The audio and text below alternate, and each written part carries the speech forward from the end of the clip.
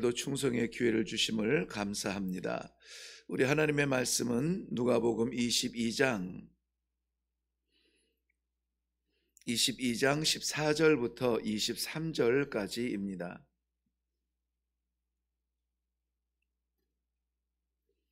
찾으셨으면 우리 한 목소리로 같이 읽겠습니다. 시작. 때가 이름에 예수께서 사도들과 함께 앉으사 이르시되 내가 고난을 받기 전에 너희와 함께 이 유월절 먹기를 원하였노라. 내가 너희에게 이르노니 이 유월절이 하나님의 나라에서 이루기까지 다시 먹지 아니하리라 하시고 이에 잔을 받아사 감사 기도하시고 이르시되 이것을 갖다가 너희끼리 나누라. 내가 너희에게 이르노니 내가 이제부터 하나님의 나라가 임할 때까지 포도나무에서 난 것을 다시 마시지 아니하리라 하시고 또 떡을 가져 감사 기도하시고 떼어 그들에게 주시며 이르시되 이것은 너희를 위하여 주는 내 몸이라. 너희가 이를 행하여 나를 기념하라 하시고 저녁 먹은 후에 잔도 그와 같이 하여 이르되 이 잔은 내 피로 세우는 새 언약이니 곧 너희를 위하여 붓는 것이라. 보라 나를 파는 자의 손이 나와 함께 상 위에 있도다. 인자는 이미 작정된 대로 가거니와 그를 파는 그 사람에게는 화가 있으리로다 하시니 그들이 서로 묻되 우리 중에서 이 일을 행할 자가 누구일까 하더라. 아멘. 우리 함께 기도하겠습니다.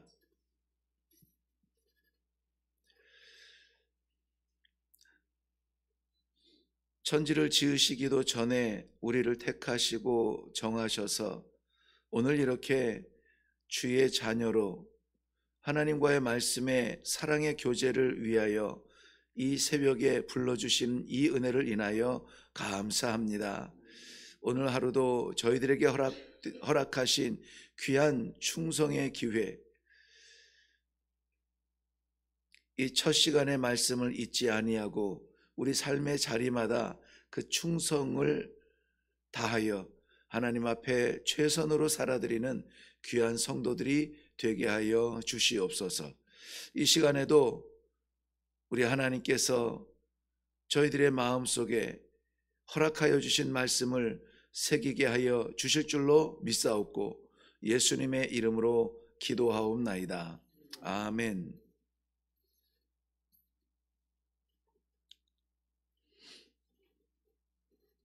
네, 가끔 성도들에게 그 질문을 왜 우리가 신앙생활을 합니까? 왜 예수를 믿습니까? 이런 질문을 나눌 때가 있는데요. 선뜻 대답하기가 참 곤란할 정도로 포괄적인 생각들이 있어요.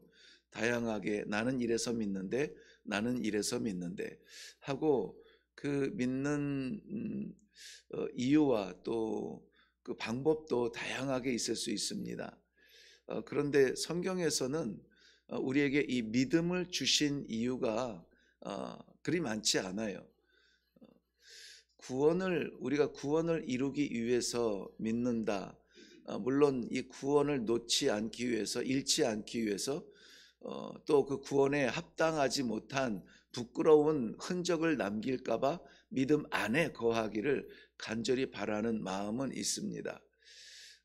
우리가 그러나 그것을 완전히 다 이루지는 못하죠. 늘 부족합니다. 늘 부족해서 하나님의 뜻대로 살아들이지 못한 것을 보면 믿음의 사람으로 완전한 삶을 살지 못하는 늘 연약함을 가지고 있어서 기도하지 않으면 안 되는 그러한 관계를 하나님께서 이렇게 이어가고 있지는 않은가 그런 생각이 있어요.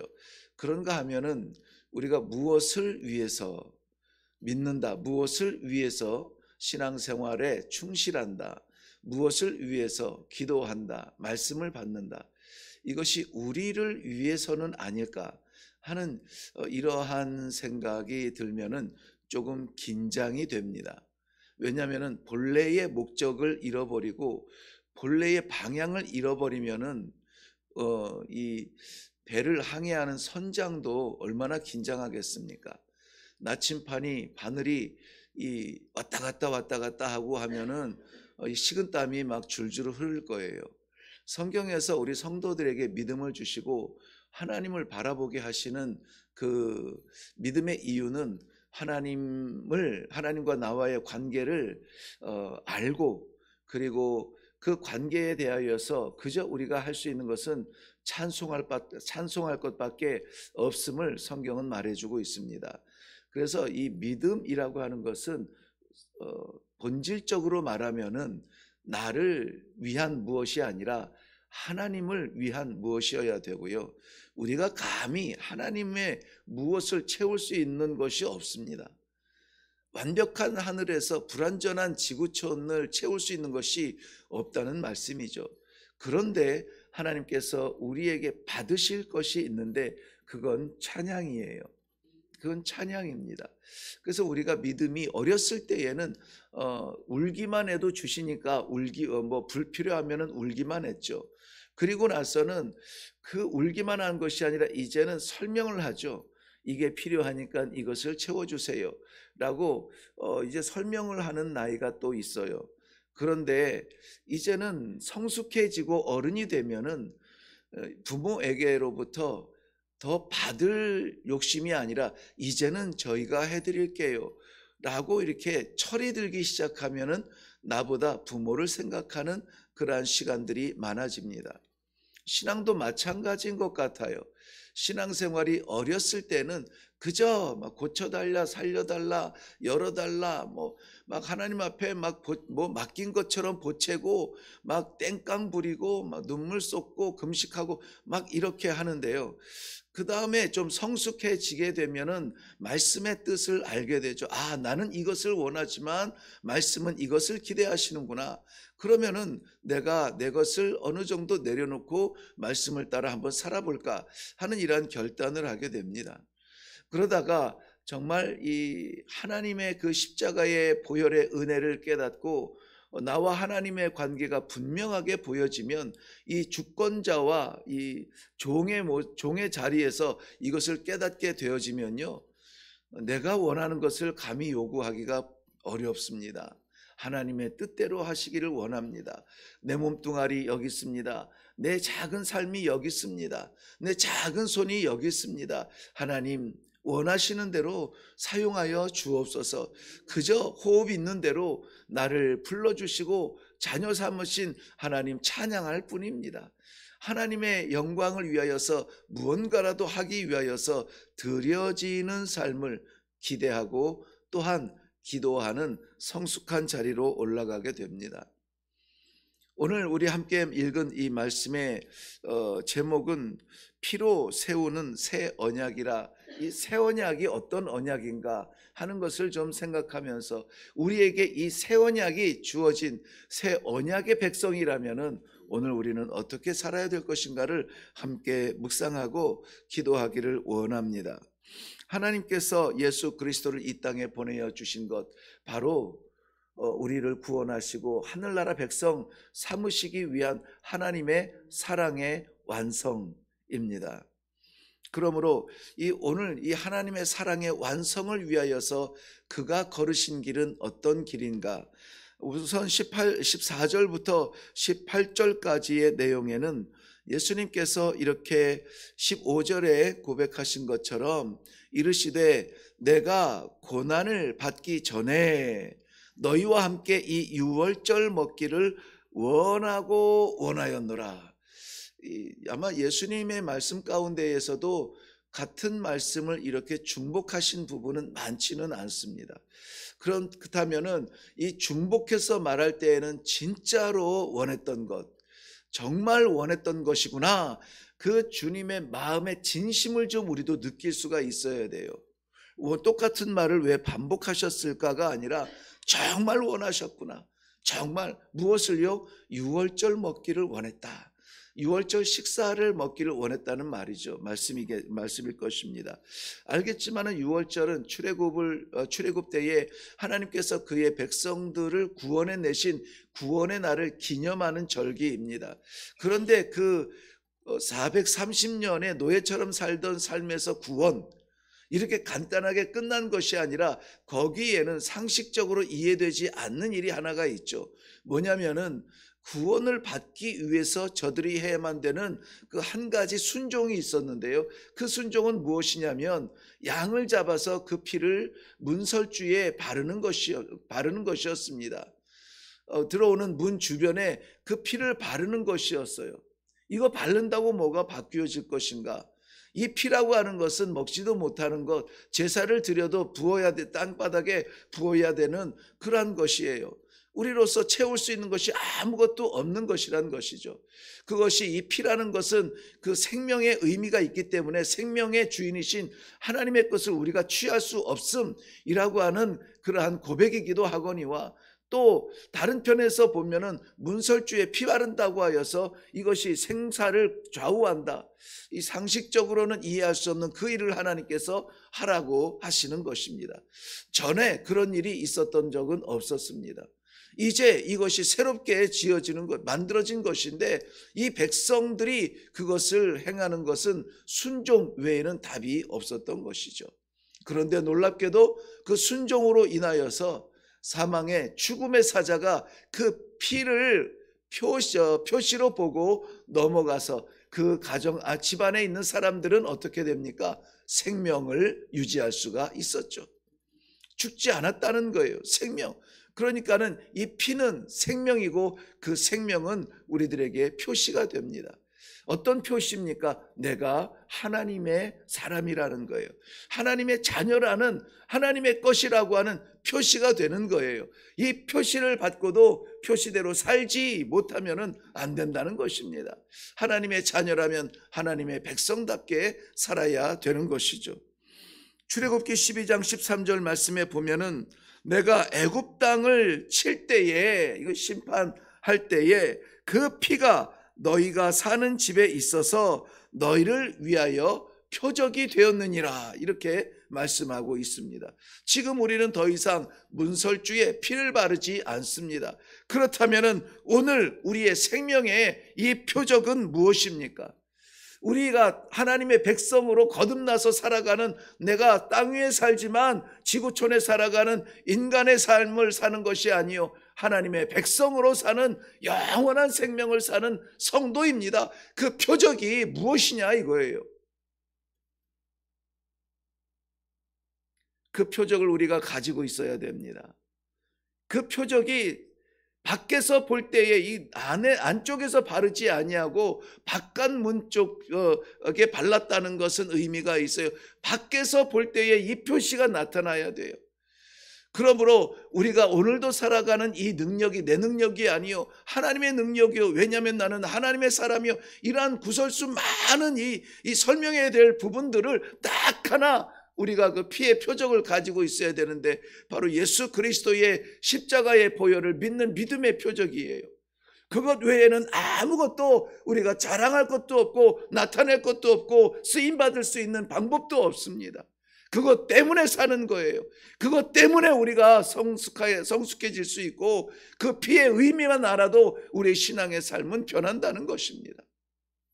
나를 위해서 흘리신 그 보혈을 우리가 그저 입술에 담는 몇 마디의 단어 표현으로 다 갚을 수 있느냐? 못 갚습니다. 못 갚아요. 이처럼 6월절의 피로 인하여서 하나님의 그의 백성들이 애굽에서 죽음에서 구원을 얻었다면 예수 그리스도의 십자가 보혈로 말미암아 우리는 죄의 죽음에서 구원을 받은 이 놀라운 사실을 오늘 다시 한번 우리는 마음에 새기면서 나의 이 하루를 지나가는 자리마다 예수의 흔적, 예수의 그 향기 남기를 원합니다. 구원받은 사람의 그 믿음의 표적이 나타날 수 있는 축복이 있기를 바랍니다. 19절부터 20절 말씀에 보면은 예수님께서 제자들에게 남기고 싶은 그 마지막 말씀은 결국은 이 내 몸과 내 피를 기념하라, 기억하라는 것이었습니다. 오늘도 이 말씀 가운데에서 우리에게 주님께서 기대하시는 말씀이 있다면은 우리의 숙제가 해결이 되고 우리의 건강이 회복이 되어지고 우리의 기업이 다시 회생하는 이러한 지상에서의 축복과 기적이 아니요, 우리의 삶의 자리자리마다 예수로 인하여서 사는 사람이 되게 하심을 감사합니다. 이것을 기억하고 기념하는 성도의 삶을 살기를 원하는 말씀입니다. 말씀을 보면은 19절 말씀을 보면은 또 떡을 가져 감사 기도하시고 떼어 그들에게 주시며 이르시되 이것은 너희를 위하여 주는 내 몸이라. 이 단어의 표현에서 예민할 그런 것은 아닌데요, 저는 왠지 그렇게 그림이 그려져요. 예수님께서 떡을 떼어 그들에게 주셨다.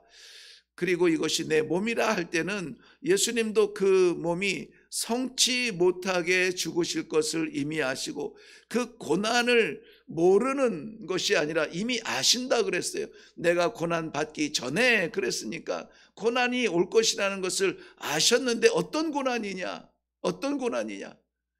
머리에는 가시관을 쓰셔서 그 혈관들이 터져 얼굴에 흘러내려 또 옆구리 손과 발에는 못을 박혀 움직이지도 못하고 그리고 옆구리에는 창을 받아 모든 것을 피와 물을 다 쏟으시는 그 모든 고난의 현장을 아시는 주님께서 떡을 떼실 때에 이것이 내 몸이다라고 말하는 것은 우리가 그저 성찬에서 이 조각 하나 받으면서 이것은 내 몸이라 하고 받는 그러한 의미와는 전혀 다른 깊은 의미가 있을 줄로 믿습니다. 예수님께서 떡과 잔을 주시면서 이게 내 몸이야, 이게 내 피야, 너희에게 나눠주듯이 너희를 위하여서 내가 뜯겨질 것이고 내가 쏟아질 것이야. 6월절에 그 언약은 짐승의 피로 세워진 것이었지만은 오늘 우리가 기억해야만 되는 새 언약은, 우리가 바르지 아니하는 이 언약은 예수 그리스도의 십자가에 쏟아진 피로 되어졌다는 것을 우리는 감사와 감격으로 받아야 될 줄로 믿습니다. 이것은 우리의 입술에서 쉽게 뱉을 단어들이 아니지 않습니까? 그러므로 이 아침에 깊이 묵상할 때에 과연 나를 위하여서 그 몸을 희생 제물로 드리신 예수 그리스도의 그 은혜를 갚을 수 없는 은혜를 만분의 1이라도 내 입술의 말이라도 내 작은 손가락으로라도 섬기며 주의 이름에 충성할 수 있는 이 하루가 되게 하여 주시옵소서. 기도하며 나아가야 될 줄로 믿습니다. 그런데 참 놀라운 것이 오늘 본문을 여기까지 저라면은 연장시킬 자신도 없었을 것이에요. 왜냐하면은 예수님께서 세우신 이 새 언약의 놀라운 은혜의 말씀을 나누다가 21절 이후에 마지막에는 보라 나를 파는 자의 손이 나와 함께 상 위에 있도다. 보라 나를 파는 자의 손이 나와 함께 상 위에 있도다. 이 파는 자가 없을 수는 없죠. 사탄이 눈을 시퍼렇게 눈을 뜨고 그의 이 구원의 사명을 막으려고 하는데 이 방해와 장애가 없을 수는 없는데요, 그 방해와 장애가 멀리서 있는 것이 아니라 예수님께서 지금 이 마지막 6월절 식탁을 나누는 그 자리에 함께 있다는 거예요. 함께 있대요. 하나님을 나와 동떨어진 저 천국에나 머물러 계시는 신적 존재로 여기는 그러한 어리석은 사람이 없듯이 마귀를 저 지옥에나 있는 내 곁에는 있지도 않는 그러한 존재라고 믿는 어리석은 사람이 없을 것입니다. 우리가 믿음의 길을 걷기 위하여서 한 발 한 발 내디딜 때마다 그 길을 막으려고 얼마나 수단 방법을 가리지 아니하고 이 모양 저 모양으로 우리의 신앙을 시험하고 유혹하면서 막으려고 하는지, 예수의 사랑이, 예수의 은혜가 상상할 수 없는 사랑과 은혜라면은 이 마귀의 방해와 이 치졸한 유혹도 상상할 수 없는 방법으로 우리 삶에 쳐들어오지 않습니까? 이거를 어떻게 막습니까? 감히 3년 동안 예수님을 주라 여기면서 쫓아다녔던 그자도 예수님을 팔기 위하여서 예수님 옆에 앉아 있다는데요. 예수님을 팔자 가룟 유다의 마음은 하나였습니다. 얻고자 함이었어요. 얻고자 함이었어요. 예수님은 지금 자기의 몸을 주고 자기의 피를 쏟고 그리하여서 나누어서 남들을 살리기 위하여서 이 유월절 마지막 식사를 하고 있는데, 제자들 가운데에서 끝까지 내가 무언가 얻어야 되고 무언가 채워야 되고, 그것이 물질이라면 더욱 안타깝지 않습니까? 우리는 압니다. 그거 동전 한 입 쓰지도 못하고 땅바닥에 쏟아지고 자기는 자결의 그 끔찍한 마지막 순간을 맞이한, 우리는 알아요. 그런데 그 당시에 그는 몰랐어요. 그저 몇 푼 챙기면 이제는 다 됐나 보다, 몇 푼 챙기면은 나라도 좀 먹고 살자, 이러한 생각을 했겠죠. 두려운 말씀이지만 우리 가운데는 없습니까? 예수를 믿으면서 그저 복받기 위해서, 잘 되기 위해서, 불편한 거 해소되기 위하여서 예수 그 은혜, 하나님의 그 사랑, 성령의 그 능력 불러가면서 갖다 쓰는 믿음은 없는가 하는 것입니다. 우리 주님의 피에 보혈의 능력으로 새로워지는 새 언약의 그 자리에 너무나 슬픈 장면이 아닐까요? 사랑에 쏟아지는 자리에 배신에 채우려는 안타까운 장면이에요. 그런데 여러분, 도대체 그럴 수가 있을까? 이것도 놀라운데요.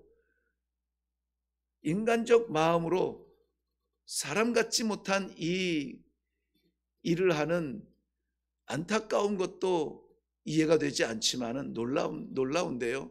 그거보다 상상 이상으로 놀라운, 우리가 흉내낼 수 없는 그러한 장면이 있습니다. 뭐냐면 그걸 아시고도 사랑으로 잔치를 베풀어 떡을 떼어 주셨다는 겁니다. 그걸 아시고도 잔을 부어 주셨다는 것입니다.